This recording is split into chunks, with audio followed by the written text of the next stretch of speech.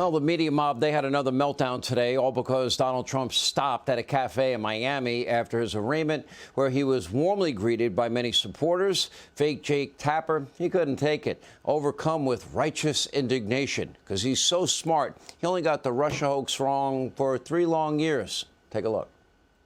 As we watch Donald Trump attempt to turn his arrest and indictment into some sort of campaign commercial, the folks in the control room, I don't need to see any more of that. He's trying to turn this in. He's trying to turn it into a spectacle, into a campaign ad. That's enough of that. We've seen it already. Yeah, he's earned his name, Fake Jake. Anyway, here with reaction, author of the brand new book out today, Decades of Decadence, How Our Spoiled Elites Blew America's Inheritance of Life, Liberty, Security, and Prosperity. Florida Senator Marco Rubio is with us. Senator, great book, by the way. Thank you, and I urge people to get it.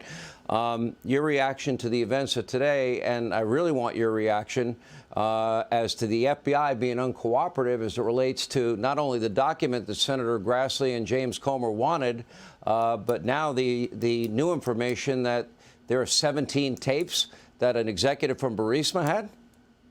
Yeah, so first of all, about this whole thing that's happened today, it's actually directly related to what I write about in the book.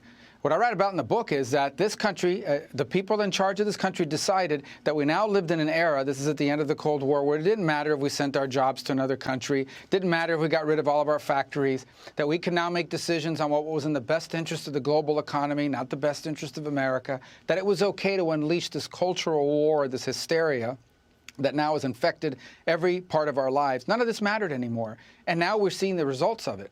And so what we should be focused on now is the fact that not only has that happened concurrently, while those decisions help build up China. So China's building spy bases.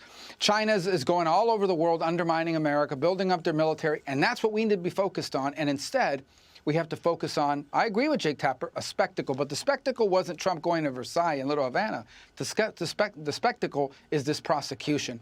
This prosecution was a choice. There is something called prosecutorial discretion. The federal government uses it all the time. It's what they use not to deport people. It's what they use to release a bunch of rioters and thugs that burned down parts of this city here in Washington, D.C.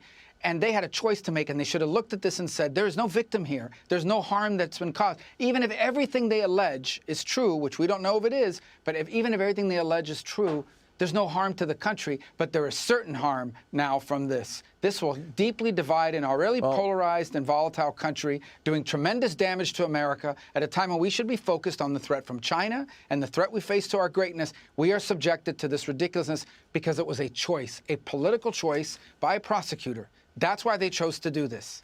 And they made other choices with Joe Biden and other choices with Hillary Clinton. That's correct. It never made sense to me, Senator, that a vice president would leverage $1 billion taxpayer dollars to demand that a prosecutor be fired in 6 hours in Ukraine until we find out that his son was on the board of the company they were investigating. They were investigating his son. They were investigating him.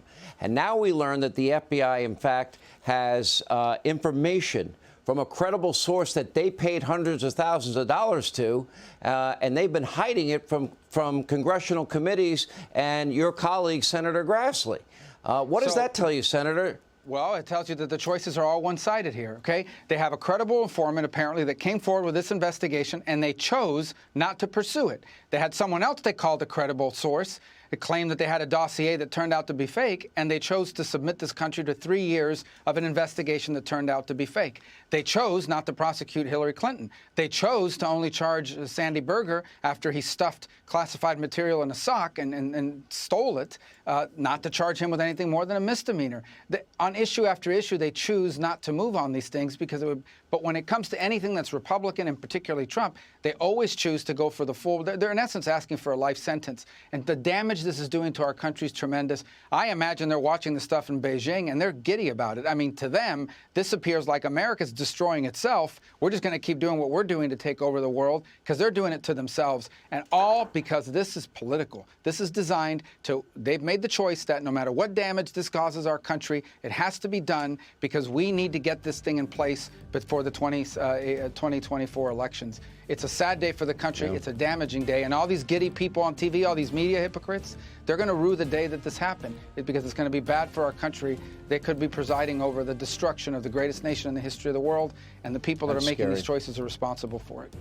Senator Rubio's book is in bookstores across the country, Amazon.com. Thank you, Senator.